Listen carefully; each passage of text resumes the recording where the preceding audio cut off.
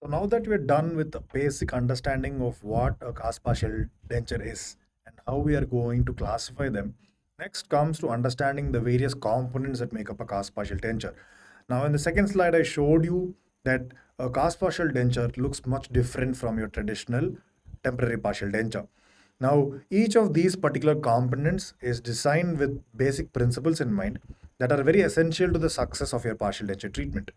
Removable partial denture or the cast partial denture is not something that is arbitrarily designed. Each specific component has a role to play, and we will be looking at those right now. The first of those components is something known as a major connector, right? So if you look at these two frameworks, I have a upper framework here, and in the foreground I have a lower framework, right? If you look at this, you have this span number one that is marked, right? And it connects the right and the left sides. Similarly, in the lower partial, you have this metal bar that runs from the right side to the left side. And in number two, you have this sort of a mesh that has a lot of holes in it. Whereas in the lower, you might have a slightly different kind of looking mesh. And if you also look, there are these clasp like projections, right, that are labeled number three. And finally, you have these small plate like structures here, here, right, and here, and even here, right? These small plate like structures, those are labeled as number four. Now, I'll just tell you the names of these. You don't need to remember these right now. We will be obviously covering it in detail in the subsequent slides. Now, the number one is something known as your major connector, right? It connects the entire processes. Number two is something known as a minor connector. Now, just a small caveat, minor connectors are of different types, and your mesh is just one of them. We will be looking into them shortly, so don't worry about it right now. Now, clasp 3 or your number 3 is going to be your clasps or direct retainers, right? Those are the ones that are responsible for holding onto the teeth and retaining your partial denture. And number 4, right, are things known as your rests. Occlusal rests, cingulum rests, there are multiple types, and we will obviously be looking into them. So you have your major connectors, you have your minor connectors, you have your rests, and you have your direct retainers. You also have something known as indirect retainers, which again we'll be looking at a little later on. But then just know that these are the basic outline of what a cast partial framework looks like. And almost every partial denture will have components that look like this or look slightly different but perform the same function. Now this is example of another cast partial, right? And this kind of has the same, but you can notice that the shapes are slightly different. So for example, you have a plate-like structure that connects this. So this is your major connector number one, right? And you have your direct retainers number two, right? And you have your mesh obviously, right here. And lastly, you have your occlusal rests here, number four. So this is just another type of partial where you get a different view of the pictures. And just a small thing, can you see here that I marked in red? There's a small piece that connects your mesh to the occlusal rest, right? So these are smaller additional components that I will be talking about as and when we look at them in the next slides. All right, let's zoom in. So this number one is going to be your major connector. Uh, and this is the part of the RPD that connects the right and the left sides of the processes, hence major connector, obviously, right? And if I were to give you one word to remember the major connector by, that is rigidity. It is a prime purpose of your major connector. Its job is to basically provide rigidity to the processes and prevent it from bending or breaking and deforming. All right. Now, whenever you fabricate a major connector, there are very specific rules that you have to play by. This is what I told you, right? No component of the partial denture is constructed arbitrarily. Right? The first rule is that your major connector should always be symmetrical and it should cross the palate in a straight line, right? The borders should be rounded so that it doesn't impinge onto the mucosa, right? And it should always be parallel to and stay 5 millimeters away from the gingiva. It is very important. You should always say 5 millimeters away from the gingival margin. Remember, I told you in a temporary partial denture, it impinges on the gingiva and causes gum stripping. To prevent that is why we stay away from the gingiva, 5 millimeters away. So that is very important as well, right? It whenever it does cross the soft tissue, say for example here you have a small rest and your denture has to cross this region, it will always cross abruptly at 90 degrees, right? And it covers as less of the tissue as possible to prevent it from impinging on the gum. Whenever it is going to cross rugae, it will always sit in the valleys of the rugae and never cross on top of the rugae, because rugae, as you know, are bony prominences covered by thick fibrous tissue. If you're going to end up putting pressure on the crest of the rugae, it is going to cause inflammation. So you always travel in the valleys between the rugae, right? And if you are going to have a torus and you're not planning to surgically remove it, you will always bypass or surround the torus. There are specific major connectors that are designed for this. We will be looking at them when we look at the types of your major connectors. And if you end up having a very large torus, you have no other go but to perform surgery and remove it. Now we have an example of a partial here. Let's see if the rules have been followed, right? Now, should be symmetrical, and does it cross the palate in a straight line? Yes, you have a very straight border on both sides, right? Both anteriorly and posteriorly, you have straight and crosses the palate in a straight line. So one, yes, it is good. Number two, the borders are rounded and it should stay 5 millimeters away from the gingival margin. And yes, it does follow that rule as well.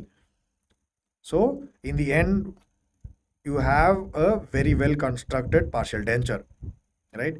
It is not crossing the rugae or sitting in the crest of the rugae, and it is covering the soft tissue at very minimal angles.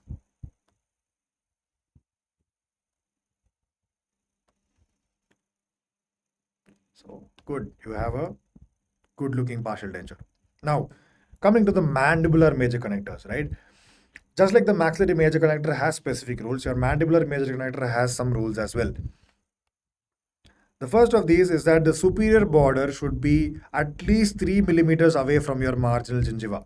So the superior border or the top border of your major connector has to be 3 millimeters away from the gingival margin, right? This gap. Now, it should never cross a mandibular torus. If you have a mandibular torus, almost always you will have to remove it before giving a partial denture.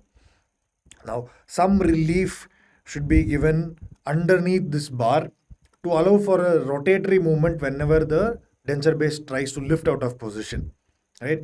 I will tell you how we do that later on, but just know that a certain degree of relief has to be given under the bar for these partial dentures, especially when it is a distal extension case. Now, there are some other rules, right, regarding these measurements, and I will talk about them when we discuss those particular major connectors in specific. All right. So these are the various types of major connectors that you have, right? You have the maxillary and the mandibular. In the maxillary, you have the complete palate coverage. You have the palatal bar. You have the palatal strap. You have a closed horseshoe. You have a double palatal bar, a palatal plate, and a open horseshoe or a horseshoe, simply called. Whereas in your mandible, you have the lingual bar, a lingual plate, a double lingual bar, also known as a Kennedy's bar, a sublingual bar, a cingulum bar, right, and a labial bar. So these are all the various types of major connectors that are available. Don't get intimidated by the names. They're very simple. They're just small modifications here and there. And if you know what it looks like, it is very easy to remember the names. All right, let's jump into it. So first off is maxillary major connectors. Now this is a palatal bar, right? It is basically just a thick wire-like bar running from the right to the left, right? And it is half oval in cross section, and it is made with a 6 to 8 gauge of wax pattern, right? A gauge is basically a British system of measurement, right? It is used to measure round objects. So for example, if you have your 21 gauge wire, that is 0.7 millimeter, a 19 gauge wire is about a millimeter, so or 0.9 millimeter. So different gauges equate to different measurements in millimeters. So you can look up what 6 to 8 gauge is in millimeters, and so that would give you a better idea of what the measurement is, right? Now the problem with this palatal bar is that it has a relatively poor vertical support because it is very thin. Whenever I try to press it into the mucosa, it sinks into the mucosa, and so it doesn't offer great amount of vertical support. Now, it is indicated in cases where you have, one or two teeth missing on either sides, not more. And when you're planning to give the patient an interim partial denture is one of the indications for your palatal bar. Now, you do not want to use this bar whenever you have a distal extension case, say for example, a long span class 1 or class 2, because I told you this bar is quite thin, right? Even if it is thick, it is 6 to 8 gauge, it is quite thin anterior posteriorly. So whenever the patient bites heavily on a posterior dentulous side, there's a chance that this bar will flex and bend. I told you that the main criteria for using measuring connector is that it should be rigid, right? Whenever you have more than one or two teeth missing, this bar, palatal bar, is not capable of taking up those kind of loads. So one of the contraindications for use of this is a posterior dentulous side, and since it is also thick, you do not want to move it too anteriorly, that is anterior to the premolar, because then it is going to interfere with your phonetics as well. So these are the pros and cons of using a palatal bar major collector in your maxilla. Right. Next comes the palatal strap. It is simply like the palatal bar, except that you thin it down and you stretch it apart. Right. This is a very good type of major connector. It is a very versatile type of major connector. Right. If you notice the gauge, it is 20 to 24 gauge. So it is somewhere between 0.5 to 0.7 millimeters in thickness. It is a very thin sheet of metal. Right. It provides excellent vertical support and it has good resistance to deformation. Because it is wide, it does not bend as easily as your palatal bar. Right now, it should be at least 8 millimeters in anterior posterior width for it to exhibit this property of stiffness, right? And it has two very important properties known as the L beam principle, and it has a three plane orientation. So basically it spreads along the slopes of your maxilla and on the palate as well, and hence, since it is bent in different planes, it is very, very resistant to deformation. That is one of the major features of your palatal strap. Now, this is also shared by other major connectors like your complete palate or your anteroposterior palatal strap as well. But again, a palatal strap has this, which is not seen with the palatal bar. Right now, the indication for this is a Kennedy class 2 under short span bilateral class 3 mod. Right. A contraindication would be that the posterior border, if it is extending to the posterior palatal seal, say for example, a class 1 that is extending all the way back, you do not want to use this because then locating the PPS would be on metal, which is a tricky job, right? If you want a very broad palatal coverage, again, this is not indicated. And when a prominent mid-palatine suture is present, there's a chance that this strap might go and press on the suture and try to have a rocking motion. So again, you don't want to use this in those cases as well. All right. Now, the cut.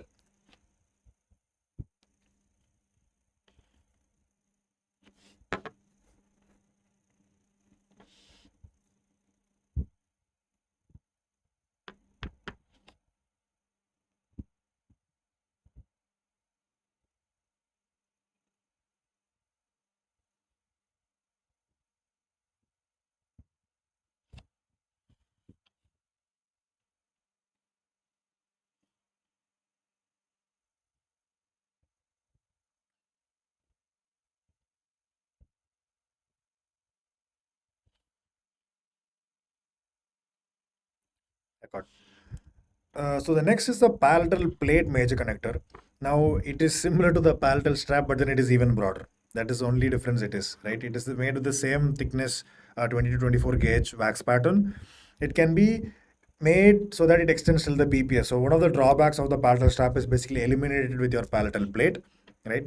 And you can also, it is a very versatile type because wherever there is missing space, you can place a palatal plate in between and then extend meshes to match those areas. So for example, if you see in this particular video, you have an anterior missing side, you have a posterior missing side bilaterally, and the plate just extends in between and just meshes protrude out on wherever there is missing teeth.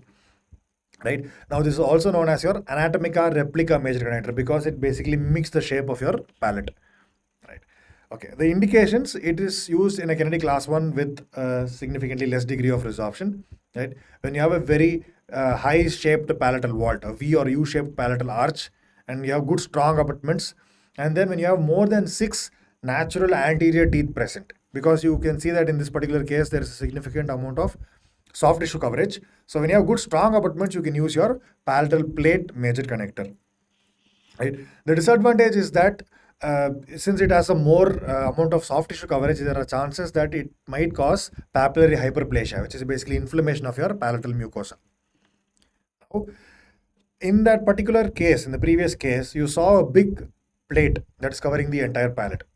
Somebody thought, okay, why instead of covering that big plate through the entire palate, why don't I just chop out the middle portion? Now I get the best of both. I have a major connector that can run on the palate and cover a great span, but at the same time, the center portion is hollow so that the patient has the best phonetics and best comfort. And that was a very good thing to do. So this is the double palatal strap, also known as the closed horseshoe. One of the best major connectors available and one of the most comfortable as well, right? It is the most versatile. It is basically two palatal straps that are joined at both ends, right? You have one in the back and one in the front. So it is a very, very versatile type of major connector. It is hollow in the middle portion, and this middle portion is called as a window, right? Uh, it is 8 to 10 millimeters wide at the posterior strap area, and it is 7 to 9 millimeters wide at the lateral wings. So if you see on either sides of the window, you have these small struts running, right? And on the posterior, connecting the distal end of your two meshes, is the posterior bar running, right? So that posterior bar has to be 8 to 10 millimeters wide, and the longitudinal straps have to be 7 to 9 millimeters wide. Now, if the straps are replaced with a bar, so I do remember told you that the straps are 20 to 24 gauge. If you replace that with a 6 to 8 gauge, then this becomes called as a double palatal bar. But then that is a little uncomfortable to the patient because of the bar thickness, so that is not used very often. Now, in addition to the L-beam configuration, right, I told you that if you sit on the vertical slopes as well as the horizontal shelf of the palate, it is called as an L-beam configuration. In addition to that, this also has a circular configuration. If you look at it, it forms almost like a circle on the palatal surface. So this contributes to additional rigidity and stress distribution. So it employs two good engineering principles, the L-beam configuration and the circular configuration. Now, the double palatal strap is used in Kennedy's class 1 or 2 with anterior replacements needed. And obviously, when you want to bypass torus, you just simply cut out the window from the middle and you can bypass torus as well. Now, you see how versatile this closed horseshoe system is. All right. Now, the only problem, and it is a minor problem, is that sometimes the phonetics might be affected because you have like this window and then the metal starts from there. So the patient might feel like a small step there. But then again, compared to the other major connectors, it's actually quite comfortable. All right. Next is the same, but then they decided, okay, I might as well cut out the posterior bar as well. But that was a very bad idea. This is the open horseshoe, also known as the horseshoe or the U-shaped connector, right? It is just a very thin band of metal that is spreading from right to left, right? It is running on the lingual surface of the teeth, and the band should be about 6 to 8 millimeters wide. Now the problem is, because there is no posterior connecting stud, you end up losing both the L-beam principle as well as circular configuration. So this ends up being very flexible, and if you try to replace posterior teeth with this, it ends up bending and warping. So the only indication for a horseshoe or U-shaped major connector is a Kennedy's class 4 with many anterior teeth to be replaced, right? And in cases where there is a lot of deep bite or if you're bypassing a torus. I would not prefer this horseshoe in majority of the cases because it is prone for flexure. And lastly, it is the ultimate, right? It is a complete palatal coverage. Basically, you end up covering almost the entire palate and the edentulous areas with a partial denture framework. Now, the posterior palatal seal may be constructed in metal. You have to remember that, right? I can extend the posterior palatal seal all the way to the PPS and get a PPS made of metal. But then it is not as convenient or comfortable as one made with acrylic. Because even if I have like a small error, the patient is going to have severe irritation and gagging, right? Now, additionally, what I can do is I can simply incorporate a mesh in this posterior region and consider that for embedding in acrylic. That is another alternative with this complete palatal major connector. It is indicated in very long span kinetic class 1 and class 2s, right? And in cases where there is a lot of periodontal compromise of the remaining teeth, and I'm anticipating that this particular teeth will be extracted and the patient will need a complete denture soon, in which case I will design my major connector in such a way that this can be converted into the major connector or the palatal area of a complete denture. Right? That is one advantage. The convertibility from a cast partial to a complete denture is one major advantage of a complete palatal coverage major connector type. Right? It is also used in cleft cases, right, where you have like a deep narrow vault and you have like a cleft in between. To seal that cleft, you can use it. A flat ridge with a shallow palate, high masticated load. Patient has extreme, patient is a bruxer or has extreme masticated load. He's saying I have done acrylic partials and they end up breaking. In those kind of patients. And like I said before, when you're transitioning from a uh, partial edentulosum to a complete edentulosum, you can give this with the hopes of converting this into a complete denture as well. Now, obviously, the main two disadvantages that come with such a broad palatal coverage is one, obviously, phonetics, and two is going to be your soft tissue reactions or chances for papillary hyperplasia.